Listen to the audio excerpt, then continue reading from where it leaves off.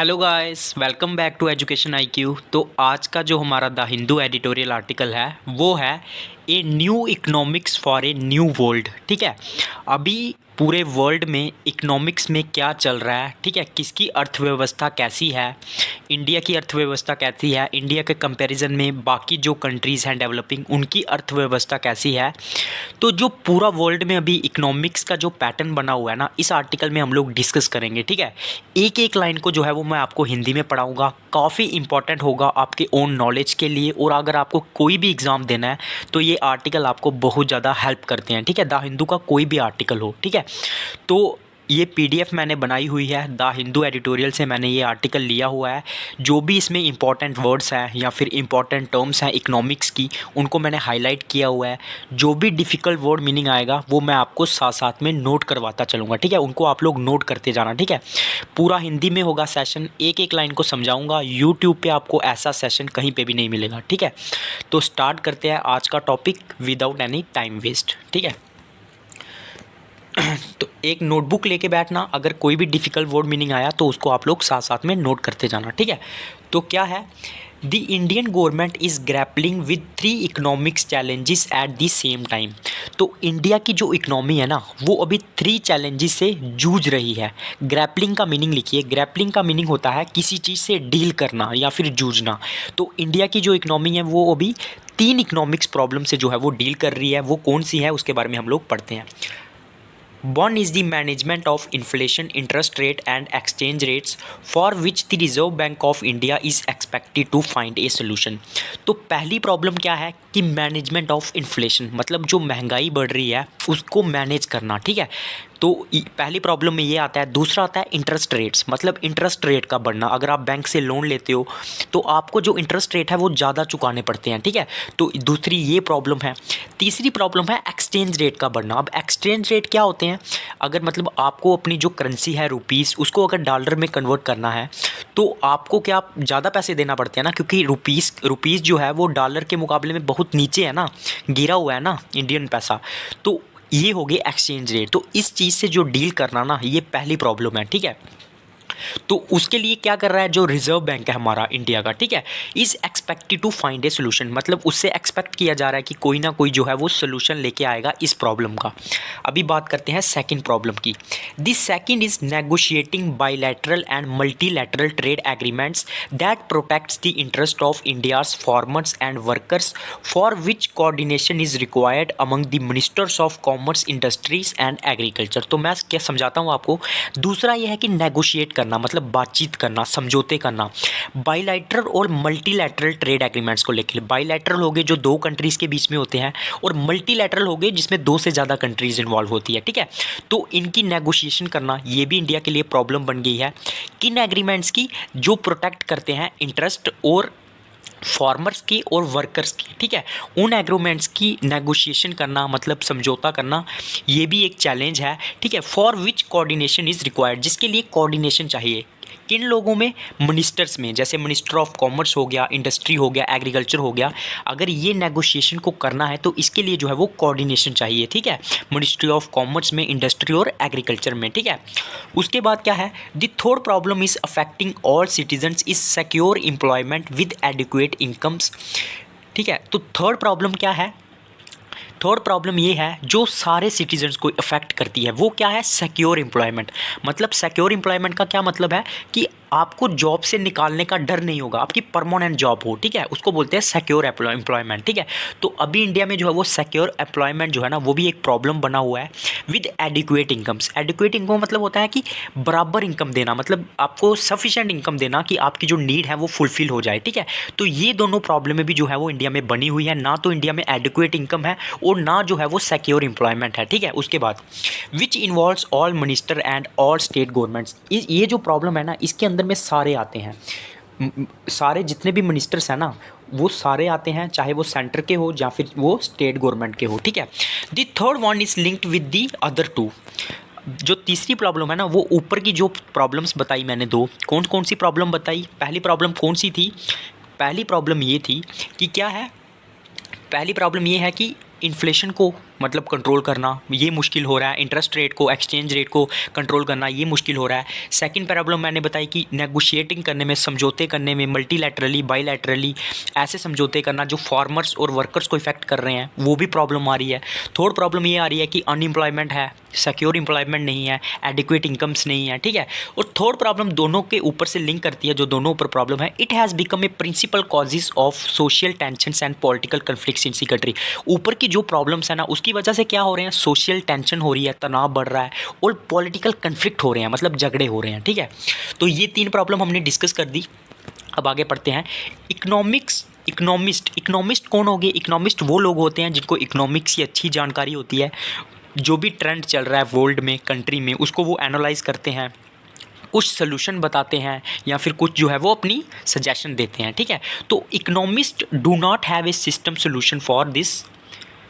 Solution for this polity crisis. तो economist के पास भी कोई सिस्टमैटिक सोल्यूशन नहीं है इन पॉलिटी क्राइसिस का। पॉलिटी क्राइसिस का मतलब मल्टीपल क्राइसिस का, ठीक है। Consensus among them has broken down even about solution to its separate parts. तो कंसेंसस क्या होता है? सहमति। मतलब जो सहमति है ना, वो उन दोनों, मतलब इकोनॉमिस्ट के बीच में जो सहमति होती है ना, मतलब एक दूसरे का समर्थन करना, वो क्या हुआ है? टूट चुका है, ठीक है। Even about solutions to its part separate parts. अगर मतलब उन जो ऊपर की जो प्रॉब्लम है, अगर उनका सेपरेट में भी हम लोग सोल्यूशंस मतलब ढूंढने की कोशिश करें ना, तब भी उन लोगों में जो है वो कंसेंसस नहीं बनती है, मतलब सहमति नहीं बनती है, ठीक है। किसी भी बात पे मतलब जो है वो चाहे सेपरेट पार्ट्स हो, उन लोगों में सहमति जो है वो ब्रोक हो चुकी है, मतलब ब्रोकन डाउन हो चुकी है। They are divided on whether central bankers should operate independently of governments, whether inflation should take precedence over employment, whether imports should be made less costly for consumers, or protection of workers' income should take precedence in order to increase their purchasing power। तो मैं आपको समझाता हूँ, वो हर बात पे divide है, मतलब जो इकोनॉमिस्ट है ना, वो हर बात पे डिवाइड है। चाहे ये मुद्दा हो कि जो सेंट्रल बैंकर है उनको इंडिपेंडेंटली मतलब ऑपरेट होना चाहिए, गवर्नमेंट का उसको जो मतलब गवर्नमेंट का उसमें जो है वो इंटरफेयर नहीं होना चाहिए, इस बात पे भी जो है वो ये इकोनॉमिस्ट जो है वो डिवाइडेड है।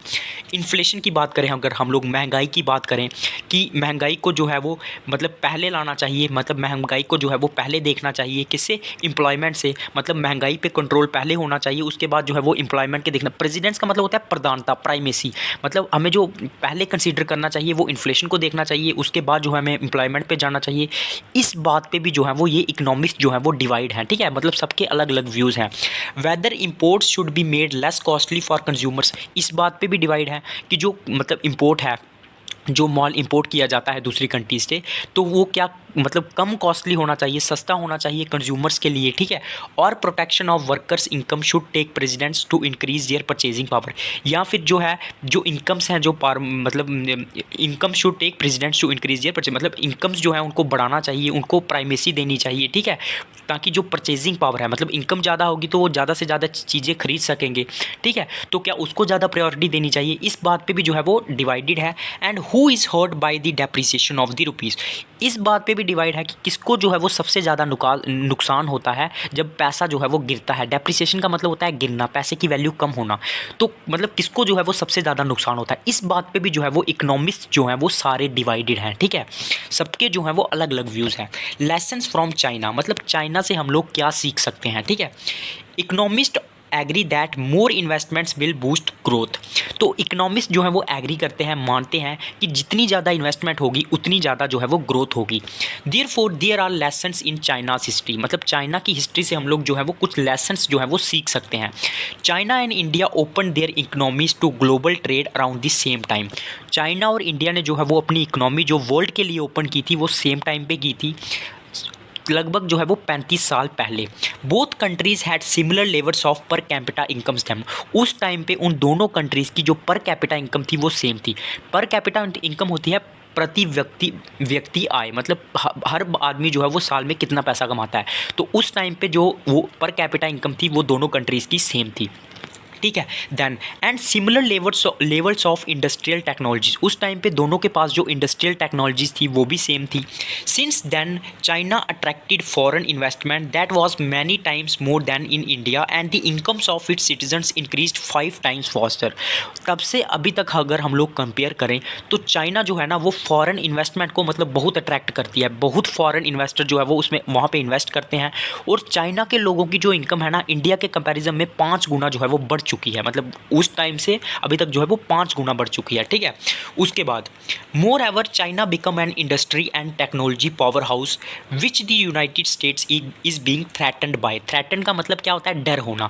तो चाइना जो है ना वो एक टेक्नोलॉजी पावर हाउस भी बन चुका है, जिससे जो यूनाइटेड स्टेट्स है ना वो थ्रेटन है, मतलब डरा हुआ है, ठीक है। The west wants to end circle and contain China. Contain का मतलब क्या होता है, स्टॉप करना, किसी चीज़ को रोकना, और एंड सर्कल का मतलब होता है घेरना। तो जो वेस्टर्न कंट्रीज़ है ना वो क्या चाहती हैं, वो घेरना चाहती हैं चाइना को और रोकना चाहती हैं चाइना को, क्योंकि चाइना जो है वो बहुत तेज़ी से जो है वो डेवलप कर रहा है, मतलब बहुत जल्दी से, ठीक है। Since wages in China have become much higher India seems well place to attract global investors. Wages मतलब जो सैलरीज हैं जो वर्कर्स की, वो चाइना में जो है वो बढ़ चुकी हैं बहुत ज़्यादा। देखो यार, तो ऐसा लग रहा है कि इंडिया जो है ना वो अट्रैक्ट कर सकता है ग्लोबल इन्वेस्टर्स को, क्योंकि चाइना में जो है ना वो वेजेस बढ़ चुकी हैं। अब देखो यार, अगर वेजेस बढ़ गई हैं तो उनको जो है ना वो अपने जो वर्कर्स हैं उनको मतलब हायर वेजेस देनी पड़ेंगी, तो उसके लिए जो है ना वो मतलब बहुत ज़्यादा टैक्सेस जो है ना इंपोर्ट पे वो कम नहीं कर सकती है, ठीक है। लेकिन इंडिया तो कर सकती है, क्योंकि इंडिया में अभी वेजेस इतनी ज़्यादा नहीं है, तो इंडिया जो है वो इंपोर्ट पे जो टैक्स लगता है उसको कम कर सकती है, ठीक है। तो इंडिया में जो है वो ज़्यादा से ज़्यादा फॉरेन इन्वेस्टमेंट जो है वो अभी हो सकती है, क्योंकि चाइना में जो है वो वेजेस बढ़ रही हैं, तो इनको इंपोर्ट टैक्स भी जो है वो ज़्यादा लगाना पड़ेगा, क्योंकि भाई सैलरी भी तो देनी है। तो उसकी वजह से जो फॉरेन इन्वेस्टर हैं वो चाइना में कम हो सकते हैं, मतलब ऐसा कहना है। और चाइना जो है वो क्या कर मतलब इंडिया जो है वो एक अट्रैक्शन लग रही है फॉरेन इन्वेस्टर्स के लिए, ठीक है। जिसने ये आर्टिकल लिखा हुआ है ये उसके व्यूज़ हैं, ठीक है। उसके बाद to attract investors India must compete with other countries. लेकिन अगर इंडिया को जो है वो अपनी कंट्रीज़ में ज़्यादा इन्वेस्टमेंट करवानी है तो इंडिया को क्या करना पड़ेगा, दूसरे कंट्रीज़ के साथ जो है वो कम्पीट करना पड़ेगा, मतलब लड़ना पड़ेगा। Vietnam is often cited as a country that is proving to be more attractive than India to western and Japanese investors. तो वियतनाम जो कंट्री है ना, वियतनाम कंट्री भी एशिया की कंट्री है, वो है ना वो इज़ ऑफन साइटेड। साइटेड का मतलब होता है एग्जाम्पल देना, ठीक है, उदाहरण है वो जो है ना that is proving to be more attractive, वो ज़्यादा अट्रैक्टिव है इंडिया के मुकाबले में, ठीक है। वेस्टर्न कंट्रीज़ भी वहाँ पे ज़्यादा इन्वेस्टमेंट कर रही हैं, और जो जापानीस है ना, जापान की जो कंट्री है वो भी वहाँ पे जो है वो ज़्यादा इन्वेस्टमेंट कर रही है। Therefore after China economist are turning towards Vietnam also to understand by. तो अभी जो इकोनॉमिस्ट है ना, मतलब जो बड़े बड़े विशेषज्ञ हैं इकोनॉमिक के मामले में, वो वियतनाम की तरफ जा रहे हैं ये पता करने के लिए कि ऐसा क्यों हो रहा है। आल्सो टू अंडरस्टैंड बाय मतलब वियतनाम में जो है वो इतनी फॉरेन इन्वेस्टमेंट जो है वो क्यों हो रही है, ठीक है। उसके बाद western neo liberal economist, liberal का मतलब क्या होता है, नियो लिबरल का मतलब होता है जो फ्री ट्रेड एग्रीमेंट की बात करते हैं, मतलब ट्रेड में जो है वो बैरियर कम होना चाहिए, ट्रेड जो है वो सबके लिए ओपन होना चाहिए, फ्री होना चाहिए, मतलब लिबरल है वो। तो जो वेस्टर्न के जो नियो लिबरल इकोनॉमिस्ट है ना have attributed China's remarkable economic growth to its adoption of the free trade policies. तो जो वेस्टर्न के नियो लिबरल इकोनॉमिस्ट है उनका क्या कहना है, एट्रीब्यूटेड का मतलब होता है जिम्मेदार ठहराना। तो चाइना की जो रिमार्केबल इकोनॉमिक ग्रोथ हुई है ना उसके लिए वो जिम्मेदार किसको ठहराते हैं, to the adoption of its free trade policies. China ने जो फ्री ट्रेड पॉलिसीज़ को जो है वो अपनाया है ना उसको जिम्मेदार ठहराते हैं वो चाइना की इकोनॉमिक ग्रोथ के लिए, ठीक है। तो उसके बाद and they seem to see only this as a cause of Vietnam's recent sport. Sport का मीनिंग लिखिए, स्पोर्ट का मीनिंग क्या होता है, उछाल, मतलब अभी जो वियतनाम में जो इकोनॉमी बढ़ रही है, डेवलप हो रही है ना, इसके लिए भी वो लोग जो है वो इसी को जिम्मेदार ठहराते हैं, किसको, फ्री ट्रेड पॉलिसीज़ को, ठीक है। उसके बाद however when looking into Vietnam they rediscover what was learn from China. तो जब वो क्या है, जब वो वियतनाम को देखते हैं ना तो वो रीडिस्कवर करते हैं, मतलब दोबारा खोजते हैं कि चाइना से जो है वो क्या सीख सकते हैं, ठीक है। What was learn from China. उसके बाद मतलब चाइना से जो है वो क्या सीखा है, किसने, वियतनाम ने। When both countries open to foreign investors China before Vietnam they had already attend higher level of human development.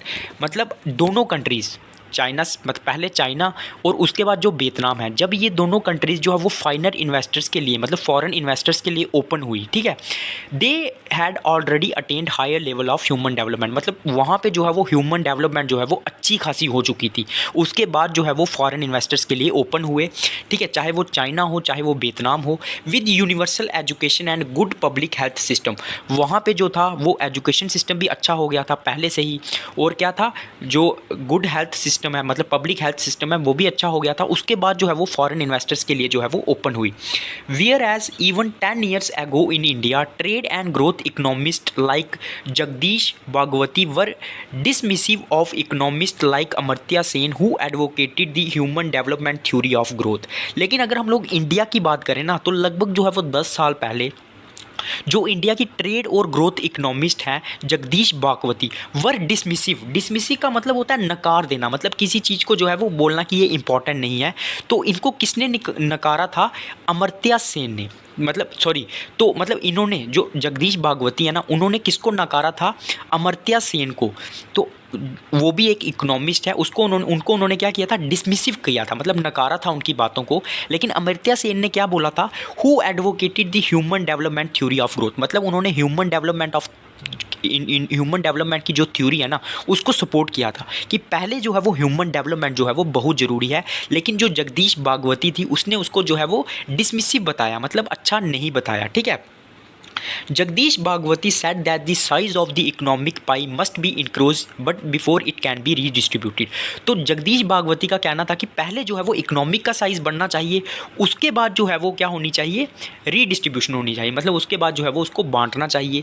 They had the order wrong, मतलब उनका जो ऑर्डर है ना वही गलत है। क्योंकि अगर आप चाइना को देखो तो वियतनाम को देखें तो वहाँ पे जो है ना पहले ह्यूमन डेवलपमेंट हुई है, उसके बाद जो है ना उन्होंने जो है वो इकोनॉमिक डेवलपमेंट की बात की है। पहले वहाँ पे जो है वो पब्लिक सिस्टम अच्छा हुआ, ह्यूमन डेवलपमेंट हुई। लेकिन इनका जो ऑर्डर है ना, इनका ये कहना है जगदीश बागवती का कि पहले जो है वो इकोनॉमिक जो है वो बड़ी होनी चाहिए।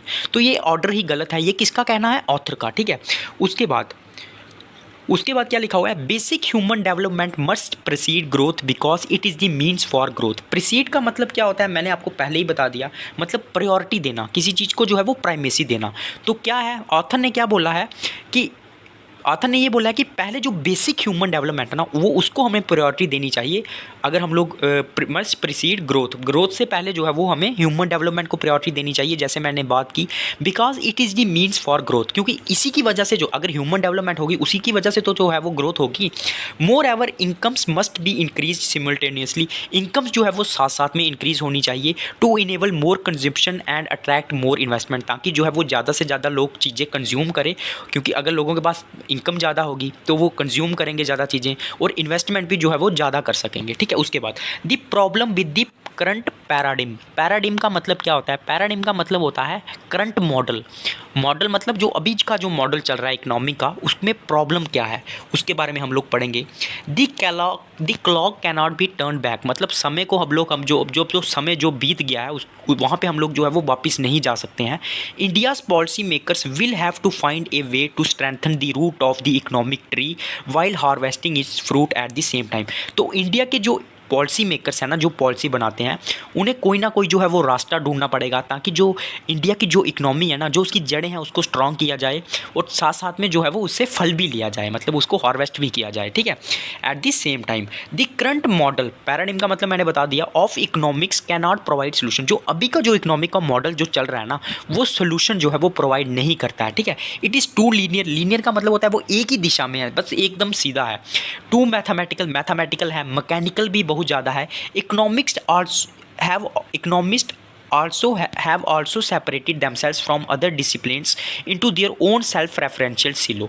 सिलो का मतलब मैं पहले भी बहुत बार बता चुका हूँ। सिलो का मतलब होता है अपने आप को जो है वो एक मतलब आइसोलेशन में रखना, अलग थल कर देना। तो जो इकोनॉमिस्ट है ना, उन्होंने अपने आप को पहले ही सेपरेट कर दिया है फ्रॉम अदर डिसिप्लिन्स का मतलब होता है विषयों से, मतलब अलग अलग जो विषय होते हैं। विषय समझ रहे हो ना, मतलब कोई सब्जेक्ट है, कोई कोई भी टॉपिक है तो अलग अलग टॉपिकों से जो इकोनॉमिस्ट है ना उन्होंने पहले ही अपने आप को सेपरेट कर दिया है, ठीक है, into their own self referential silo, और अब जो है ना वो अपनी बात करते हैं, मतलब अपने पॉइंट ऑफ व्यू की बात करते हैं, ठीक है, किसी और की बात ही नहीं करते हैं, ठीक है, अपने ही मतलब जो है वो व्यूज़ जो है उनकी बात करते हैं। सेल्फ रेफरेंशियल का मतलब होता है अपनी बात करना, ठीक है। उसके बाद they should break out of it, उनको जो है वो इस चीज़ से बाहर आना पड़ेगा, ठीक है, and examining the emerging science of complex self adaptive system, और जो इमर्जिंग साइंस है ना सेल्फ अडॉप्टिव सिस्टम की, उसको एग्जामिन करना पड़ेगा। मतलब वर्ल्ड में क्या चल रहा है, अब मैं आपको बताता हूँ कि सेल्फ अडॉप्टिव सिस्टम क्या होता है, मतलब कॉम्प्लेक्स सेल्फ अडॉप्टिव सिस्टम क्या होता है। मतलब सेल्फ अडॉप्टिव सिस्टम का क्या हुआ है, जो भी पैटर्न चल रहा है वर्ल्ड में, ठीक है, मतलब एक दूसरे पे हर कंट्री जो है वो एक दूसरे पे डिपेंड है, तो जो भी जो पैटर्न बनता है ना उसको बोलते हैं कॉम्प्लेक्स, मतलब एक कॉम्प्लेक्स एक कॉम्प्लिकेटेड जो है वो एक जो पैटर्न बनता है ना जो पूरे वर्ल्ड में अभी चल रहा है, मतलब जो वर्ल्ड ऑर्डर अभी चल रहा है उसको देखना पड़ेगा इकोनॉमिस्ट को, ठीक है। और सेल्फ अडॉप्टेड का मतलब होता है अपने आप को एडजस्ट करना किसी भी सिचुएशन के हिसाब से। तो अभी जो सेल्फ अडॉप्टेड सिस्टम चल रहा है, मतलब अभी जो पैटर्न चल रहा है पूरे वर्ल्ड में, लोग जो है वो एक दूसरे से इंटरेक्ट करते हैं इसमें, मतलब ये ऐसा वर्ल्ड होता है कि एक दूसरे पे देखो हर एक दूसरे पे हर बंदा जो है वो डिपेंड है ना किसी तरीके से, पूरे वर्ल्ड में जो है वो लोग जुड़े हुए हैं, तो उस ऑर्डर को जो है वो समझना पड़ेगा, एग्जामिन करना पड़ेगा किसको, इकोनॉमिस्ट को, ठीक है। उसके बाद it provides a way for economist and policy maker to comprehend complex social economic system in which many forces of different sorts interact with each other, some of which are not easy to quantify. तो ये चीज़ जो क्या करेगी, वो help करेगी, एक रास्ता बताएगी इकोनॉमिस्ट के लिए, जो मतलब विशेषज्ञ हैं इकोनॉमी के लिए, और पॉलिसी मेकर्स के लिए, टू कॉम्प्रीहेंड का मतलब होता है समझना, क्या समझना, कॉम्प्लेक्स सोशल इकोनॉमिक सिस्टम, मतलब सोशल मतलब समाज और इकोनॉमिक्स मतलब अर्थव्यवस्था से रिलेटेड जो भी सिस्टम चल रहा है ये उनको समझने में हेल्प करेगा, ठीक है। In which many forces of different sorts का मतलब क्या होता है, सॉर्ट्स का मतलब होता है प्रकार, काइंड, जहाँ पे जो मतलब सोशल इकोनॉमिक सिस्टम ऐसा जहाँ पे जो डिफरेंट फोर्सेस है ना वो क्या कर रही हैं, इंटरेक्ट करती हैं एक दूसरे से, ठीक है, मतलब डिफरेंट कंट्रीज़ की बात कर लो आप, फोर्सेस का मतलब वो इंटरेक्ट करती हैं एक दूसरे के साथ, some of which are not easy to quantify का मतलब होता है मापना, तो कुछ फोर्सेस को जो है वो हम लोग जो है वो मुश्किल से जो है वो माप सकते हैं, ठीक है, मतलब मेज़र कर सकते हैं। तो ये चीज़ें जो है वो मतलब वर्ल्ड ऑर्डर में क्या चल रहा है इसको एग्जामिन करना पड़ेगा इकोनॉमिस्ट को और पॉलिसी मेकर्स को, और उसी हिसाब से जो है वो अपनी पॉलिसीज़ जो है वो बनानी पड़ेंगी, ठीक है। There are some fundamental flaws in the current paradigm of economics, flaws का मतलब होता है त्रुटियाँ, मतलब कमियाँ, अभी जो है ना कुछ फंडामेंटल जो है वो कमियां हैं जो अभी करंट मॉडल चल रहा है इकोनॉमिक्स का, ठीक है। इकोनॉमिस्ट ऑफन साइट टिंडरबर्गन थ्योरी, अब ये टिंडरबर्गन क्या थ्योरी है, साइटेड का मतलब होता है एग्जाम्पल देना, मतलब जो बड़े बड़े इकोनॉमिस्ट हैं ना वो हमेशा जो है वो इस थ्योरी की जो है वो एग्जाम्पल देते हैं। ये थ्योरी क्या है, which states that the number of policy instruments must equal to the number of policy goals, मतलब जितने आप लोगों ने लक्ष्य बनाए हैं ना उतने ही आपके पास जो है वो औजार होने चाहिए, मतलब पॉलिसी इंस्ट्रूमेंट होने चाहिए, ताकि जो है वो आपके गोल को जो है वो पूरा कर सकें, ठीक है। This justifies the necessity of independent monetary institutions for managing inflation, तो ये हमें क्या बताता है, जस्टिफाई करता है, मतलब सही ठहराता है कि जो मोनेटरी इंस्टीट्यूशंस है ना, मतलब जो इन्फ्लेशन को मैनेज करते हैं वो इंडिपेंडेंट होने चाहिए, मतलब गवर्नमेंट का जो है वो इसमें कोई भी जो है वो इंटरेक्शन जो है वो नहीं होना चाहिए। Separate trade and industry specialist, trade के लिए जो है वो इंडस्ट्री के लिए जो वो स्पेशलिस्ट होने चाहिए, and separate policies for environment manage and agriculture, और इन्वायरमेंट और एग्रीकल्चर के लिए जो है वो सेपरेट पॉलिसीज़ होनी चाहिए, ठीक है। तो उसके बाद क्या है, this is a mechanical and linear view of how a complex system work, ये मतलब एक लीनियर व्यू है और एक मैकेनिकल व्यू है कि जो ये सिस्टम है ना, जो कॉम्प्लेक्स सिस्टम मतलब जो ये कॉम्प्लिकेटेड पूरे वर्ल्ड का सिस्टम है वो कैसे काम करता है, ठीक है।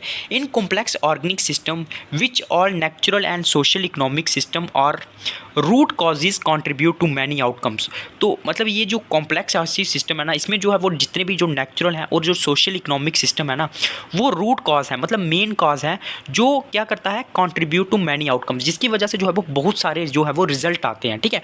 मतलब पूरे वर्ल्ड ऑर्डर में फोर्सेस जो हैं वो कंट्रीज़ जो हैं वो एक दूसरे के साथ इंटरेक्ट करती हैं, अपनी अपनी जो है वो पॉलिसीज़ बनाती है और उसके जो है वो डिफरेंट जो है वो रिजल्ट आते हैं, ठीक है। Moreover outcome circle back to feed the root to, लेकिन क्या क्या है, जो आउटकम आता है, मतलब जो किसी पॉलिसी का या फिर किसी भी जो है वो ऑर्डर का जो है वो आउटकम आता है, जो रिजल्ट आता है, वो किस चीज़ को फीड करता है, जो रूट है, मतलब जो जड़ है उसको दोबारा फीड करता है। मतलब जो भी आपने पॉलिसी बनाई है उसका जो आउटकम आता है ना, वो दोबारा उसी पॉलिसी को जो है वो फीड करता है, मतलब और मजबूत बनाता है।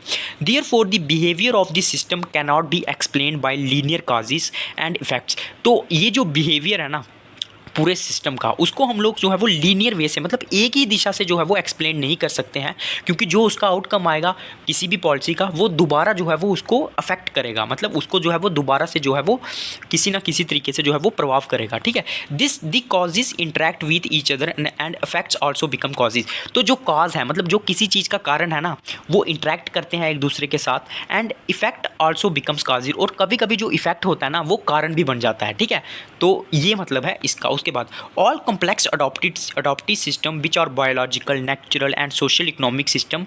तो जितने भी जो कॉम्प्लेक्स अडॉप्टिव सिस्टम है, मैंने आपको पहले ही बता दिया, ये पूरे वर्ल्ड ऑर्डर की बात कर रहे हैं हम लोग। जितने भी जो फोर्सेस हैं, कंट्रीज इंटरेक्ट करती हैं, तो एक पैटर्न बनता है ना, एक कंट्री दूसरे कंट्री से कुछ खरीद रही है, तीसरी चौथी से खरीद रही है, तो इसमें जो है वो सारे सिस्टम आ जाते हैं, biological, natural, take different shapes in different places. ये जो है वो डिफरेंट शेप लेते हैं डिफरेंट प्लेसेस पे एंड एट डिफरेंट टाइम, और अलग अलग टाइम पे। Even if they have the same constituents, अगर उनके कॉन्स्टिट्यूएंट्स सेम भी होंगे तो फिर भी जो है वो मतलब पॉलिसीज़ तो सबकी अलग अलग होगी ना, चाहे कोई भी हो। तो ये बात है। तो every human has the same organ, मतलब हर ह्यूमन का जो है वो सेम ऑर्गन होता है। Every human being is different, लेकिन हर ह्यूमन बीइंग जो है डिफरेंट है ना, मतलब हर कंट्री जो है उसको जो है वो अपनी इकनॉमी स्ट्रॉन्ग करनी है, मतलब अपनी पॉलिसीज़ को स्ट्रॉन्ग करना है, लेकिन उसकी प्रॉब्लम जो है वो तो सबकी अलग अलग है ना। सब कंट्रीज़ में हम लोग एक पॉलिसी तो लागू नहीं कर सकते हैं ना, सब कंट्रीज़ में हमें उनकी ज़रूरत से हिसाब से जो है वो पॉलिसीज़ को लागू करना पड़ेगा। ठीक है, इसका मतलब यही है। ठीक है, गुड डॉक्टर्स नो दिस, मतलब अच्छे डॉक्टर को पता होता है। Good doctor listen to understand their patient, जो अच्छा डॉक्टर है वो अपने पेशेंट को सुनता है, प्रॉब्लम्स एवरी टाइम उसकी प्रॉब्लम को सुनता है उसको ट्रीटमेंट देने से पहले। तो जितनी भी कंट्रीज़ है ना, उनको पहले अपनी जो प्रॉब्लम है उनको देखना पड़ेगा, उसके बाद उसके अकॉर्डिंग जो है वो अपनी पॉलिसीज़ जो है वो बनानी पड़ेंगी। Crisis and inadequacy of the system. तो ये हेडिंग है, इसको अंडरलाइन नहीं किया है। क्या हेडिंग है कि क्राइसिस मतलब क्या है ना, आप समझ रहे हो ना, कि मतलब नुकसान। तो क्राइसिस क्या है और इनएडिक्वेसी होती है, मतलब कमी क्या है सिस्टम में, वो हम लोग पढ़ेंगे। मैक्रो इकोनॉमिस्ट, मैक्रो पता है जो आपको बड़ी ब्रांच है इकोनॉमिस्ट की। ये क्या बोलते हैं, माइक्रो जो है वो स्मॉल इंडिविजुअल इनकम की बात करते हैं, मैक्रो जो है वो पूरे मतलब कंट्री की बात करते हैं, कंट्री की इनकम की। तो जो मैक्रो इकोनॉमिस्ट है ना, वो सर्च फॉर ग्लोबल सोल्यूशन, मतलब वो पूरे वर्ल्ड के लिए जो है वो सोल्यूशंस जो है वो ढूंढ रहे हैं। Trade and monetary policies that fit the United States, China, Vietnam और India will not fit the need of the others. वही मैं बोल रहा हूँ कि जो पॉलिसीज़ इंडिया को फिट कर सकती हैं, चाइना को फिट कर सकती हैं, या फिर यूएस को फिट कर सकती हैं, वो दूसरी कंट्रीज़ में वो पॉलिसीज़ जो हैं वो फिट नहीं कर सकती हैं, क्योंकि हर कंट्री की जो नीड है वो अलग है। Their needs have emerge from their histories, उनकी जो ज़रूरत है ना वो उनकी हिस्ट्री से ही पता चल जाती है। ठीक है, economist arrive at solutions by comparing data trends of different countries. तो इकोनॉमिस्ट जो है ना वो डिफरेंट सोल्यूशन पे आए हैं by comparing data trends of different countries. कैसे, दूसरी मतलब एक दूसरे कंट्री के जो डेटा है उसको इकट्ठा करके उनके ट्रेंड को वो डिफरेंट जो है वो सोल्यूशन बताते हैं। ठीक है, they run their equations on computers, वो जो उनकी इक्वेशंस हैं जो मतलब नापते हैं वो कंप्यूटर पे नापते हैं। इन देयर मॉडल्स पीपल्स और नंबर, उनके लिए जो लोग हैं ना वो एक नंबर है। ठीक है, economist do not listen to the real people, मतलब जो असली लोग हैं उनकी वो बात नहीं सुनते हैं, बस वो डेटा को इकट्ठा करके अपने सोल्यूशन जो है वो बताना शुरू कर देते हैं। ठीक है, whereas politicians try to at least, ठीक है, मतलब उनको भी जो है पॉलिटिशियन को भी जो है वो मतलब वो सबसे कम ट्राई करते हैं। ठीक है, Indian economist complain that bad politics is coming in the way of good economics. India के जो पॉलिटिशियन हैं वो कंप्लेन करते हैं कि जो गंदी पॉलिटिक्स है ना वो जो गुड इकोनॉमिक्स है ना उसके रास्ते में आ रही है। ठीक है, whereas bad economics could be coming in the way of harmonious progress of the country, लेकिन जो बैड इकोनॉमिक्स है ना वो किसी भी कंट्री की जो प्रोग्रेस है ना उसमें रुकावट बन सकती है। ठीक है, उसके बाद Einstein said that working harder to solve systematic problems with the same thinking that caused them is madness। तो आइंस्टाइन का क्या कहना है कि किसी चीज़ के लिए बहुत मेहनती से काम करना, ठीक है, किसी प्रॉब्लम को सॉल्व करने के लिए, लेकिन सोच सेम रखना, मतलब सोच अपनी पुरानी वाली ही रखना, that cause them is madness. तो ये किस्म की जो है वो मैडनेस है, ठीक है। Global solutions and economic theories invented in the best have caused problems for which new solutions are essentials. तो जो ग्लोबल सॉल्यूशंस है ना, और जो इकोनॉमिक्स थ्योरी है, ठीक है, इन्वेंटेड इन दी बेस्ट, जो वेस्टर्न कंट्रीज़ में जो है वो इन्वेंट हुई है, हैव कॉस्ट प्रॉब्लम, उन्होंने ही जो है वो ये प्रॉब्लम्स जो है वो क्रिएट की हैं, ठीक है। फॉर विच न्यू सॉल्यूशंस और एसेंशियल, इसके लिए जो है वो न्यू सॉल्यूशन जो है वो बहुत ज़्यादा जरूरी है, ठीक है। The inadequacy of the current paradigm were revealed by several crisis in this millennium, the 2008 global financial crisis. तो जो करंट जो मॉडल है ना इकोनॉमी का, उसकी जो मतलब उसमें जो कमियां हैं, जो इनएडिक्वेसी ना, वो हमें कब पता चली थी, जब 2008 में जो है वो ग्लोबल फाइनेंशियल क्राइसिस हुआ था, ठीक है। क्योंकि हर कंट्री की ज़रूरत अलग है, तो उसकी पॉलिसी जो है वो उसी हिसाब से होनी चाहिए, ठीक है। उसके बाद क्या है, इनएडिक्वेट मैनेजमेंट ऑफ कोविड-19 पैंडेमिक। ये हमें कब पता चला कि हमारी जो पॉलिसीज़ हैं वो गलत है, जब कोविड-19 के टाइम पे जो पूरा वर्ल्ड हार्डर था ना, वो पूरा हिल गया था, ठीक है। उसके बाद and the looming global climate crisis, और जो ग्लोबल क्लाइमेट क्राइसिस चल रहे हैं वो भी हमें ये बताते हैं कि हमारी जो ग्लोबल पॉलिसीज़ हैं वो अच्छी नहीं है। वासुदेव कुटुंबकम, one earth one family one future. तो ये आपने सुना होगा, इंडिया वाले बोलते हैं कि पूरा वर्ल्ड जो है वो एक परिवार है। ये थी थीम किसकी, G20 की, ठीक है। ये इंपॉर्टेंट है, नोट कर लेना। Which India is leading this year, India उसको पता है, आपको प्रेसिडेंट है इस साल, ठीक है। उसके बाद a movement to change the paradigm of economics, हमें अगर इकोनॉमिक्स का जो मॉडल है, अगर उसको हमें चेंज करना है, to bring perspectives from the science of complex self adaptive system has begun even in the west, ठीक है। तो क्या है, a movement to change the paradigm of economics science to bring perspectives from the science of complex self adaptive system has begun even in the west. तो ये जो change है ना, मतलब इस मॉडल को चेंज करने की, ये वेस्टर्न कंट्रीज़ में जो है वो ऑलरेडी जो है वो स्टार्ट हो गई है, ठीक है। उसके बाद क्या है, India's economics must step forward and not just follow this developments. तो इंडिया के जो इकोनॉमिस्ट हैं ना, उनको भी सामने आना पड़ेगा, और उनको सिर्फ ये जो डेवलपमेंट्स हैं इनको फॉलो नहीं करना है, उनको जो है वो अपने मॉडल लेके आना पड़ेगा। They must lead them to, उनको भी जो है वो लीड करना पड़ेगा, मतलब फ्रंट से लीड करना पड़ेगा। तो ये था आज का आर्टिकल, एक एक लाइन को जो है वो मैंने हिंदी में एक्सप्लेन किया है। तो यार बहुत मेहनत लगती है, टफ़ आर्टिकल्स होते हैं, ठीक है। आपके लिए मैं पूरा PDF लेके आता हूँ, उसको हाईलाइट करता हूँ, डिफ़िकल्ट वर्ड मीनिंग बताता हूँ। तो आप लोग जो है वो कमेंट भी नहीं करते हो यार, एटलीस्ट कम से कम फीडबैक तो दे दिया करो, ठीक है।